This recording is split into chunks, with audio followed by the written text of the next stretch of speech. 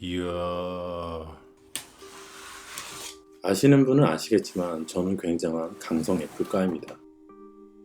비가 태양을 피하듯 지금까지 애플을 피해왔습니다. 하지만 저는 유튜브로서 저의 운명을 받아들이기로 했습니다.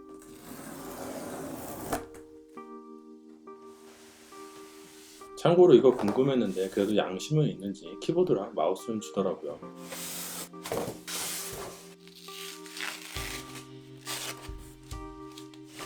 돌이켜보면 이카리 신지도 본인이 원치 않았지만 애가 초기에 탔었고 저도 정말 원치 않았지만 이렇게 아이맥을 사게 되는군요.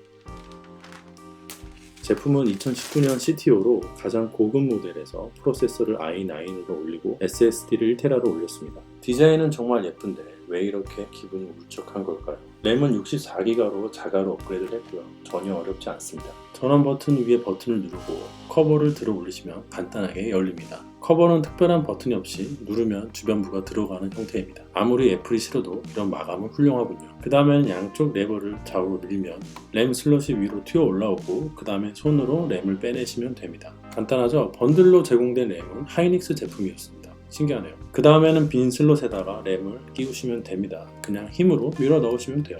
다만 주의하실 것은 듀얼로만 구성하실 때는 이렇게 장착을 해야 잘 인식이 된다는군요. 저는 16기가 4개로 총 64기가를 구성했기 때문에 슬롯 4개를 모두 채우고요. 그 다음엔 뚜껑을 덮어줍니다. 이렇게 간단해요. 이걸 공식 홈페이지에서 CTO로 하면요 120만원을 넘게 받아 처먹어요. 저는 28만원으로 해결했습니다. 제가 이런 놈들 제품을 샀다는 게 정말 화가 납니다. 물론 이게 끝이 아니죠. MS 오피스도 윈도우와 맥이 구분되기 때문에 저는 6만원을 주고 맥용 오피스를 구매하게 되었습니다. 기존에 쓰던 윈도우용 오피스는 어떻게 할 수가 없다네요. 그리고 보나마나 앞으로 짜잘짜잘하게 케이블과 각종 액세서리를 사게 되겠죠. 총 얼마를 쓰게 될 건지 별로 생각하고 싶지 않네요. 저는 도대체 이걸 왜 샀을까요? 물건을 사면서 이렇게까지 기분이 나쁜데 굳이 왜 아이맥을 샀을까요? 유튜브를 시작하기 전에는 저는 MSI에서 나오는 게이밍 노트북을 사용하고 있었습니다. 페이스북에서 어떤 작가님이 추천해주신 노트북이었는데 사진 보정하는 용도로는 전혀 문제가 없었어요. 다만 유튜브를 시작하고 나서 프리미어를 돌리려고 설치를 해보니까 전혀 구동이 되지 않더라고요. 그래서 검색을 해보게 되었고 델 9570 모델을 사게 되었습니다. 사실 유튜브 시작하시는 많은 분들이 하시는 것처럼 저도 편집하는 여자님, 하지연님, 그리고 용호수님 그 영상을 많이 보고 공부를 했었는데요. 그때 당시만 하더라도 이 세 분들 모두 프리미어를 바탕으로 영상을 제작하고 있었기 때문에 저는 프리미어가 기본값으로 제 머릿속에 세팅이 되었습니다. 물론 그분들이 파이널 컷을 사용한다고 하셨더라도 저는 파이널 컷을 사용하기 위해서 아이맥을 구매하진 않았을 거예요. 왜냐면은 저는 애플가였으니까.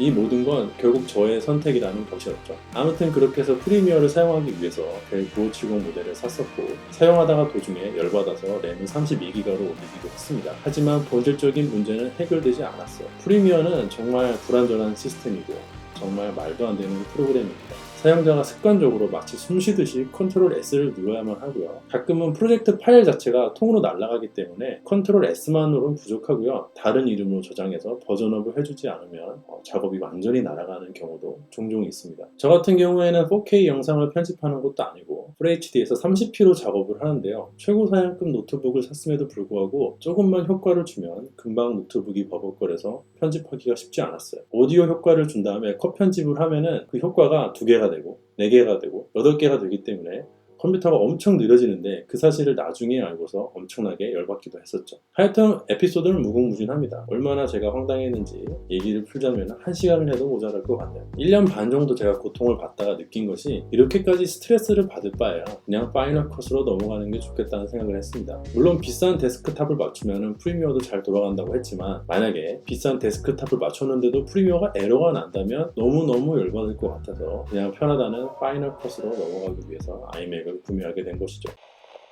스스로 자기 합리화를 하자면 저는 애플의 단말기를 산 것이 아닙니다. 저는 애플의 소프트웨어를 구입한 것이요. 소프트웨어를 위해서 어쩔 수 없이 전용 단말기를 산 것입니다. 덕분에 저는 지금 이렇게 델리트 버튼도 없는 이 키보드와 씨름을 하고 있고요. 마우스 휠 방향이 정반대라서 엄청 고생을 하고 있습니다. 단축키 한번 외우면 그만인데 마우스 휠은 도저히 익숙해지지가 않네요. 그거 말고도 바탕화면 보는 법을 몰라서 구글링을 해야만 했고요. 제가 가지고 있는 엘가토 캡처보드가 맥 환경에서는 OBS 인식이 안 되더라고요. 패치가 나왔다던데 요즘 깔려고 하니까 맥에서 거부를 해가지고 설치가 안 되고 있습니다. 그래도 어쩔 수 없죠. 거금을 들인 만큼 저는 여기에 적응을 해야 합니다. 애플은 싫지만 어도비는 더 싫어요. 물론 라이트룸과 포토샵은 사랑합니다. 하지만 프리미어는 정말 프리미워예요. 아무튼 이걸 보고 있자니 정말 예쁘기도 하지만 어이가 없기도 합니다. 유튜브만 하지 않았다면 이런 일도 없었겠지만 뭐 어쩌겠습니까. 코덱도 생판 처음 보는 것들이고 색 영역도 굉장히 낯설지만 적응해봐야죠. 참고로 주변 분들이 많이 놀리시는데요. 제가 얼마나 애플육을 해왔는지 아시는 분들이면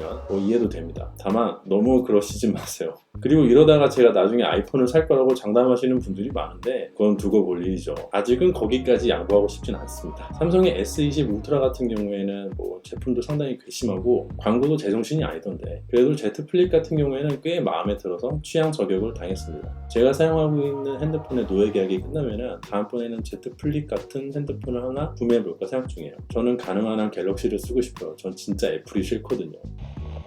이상으로 10년 애플과의 아이맥 구입기를 빙자한 하소연을 마치고자 하고요. 유튜브를 새로 시작하시려고 하시는 분들에게 주의의 한 말씀 드리겠습니다. 여러분, 애플은 거지 같습니다. 애플은 비쌉니다. 하지만 어도비는 더 거지 같습니다. 이 사실을 반드시 명심하세요.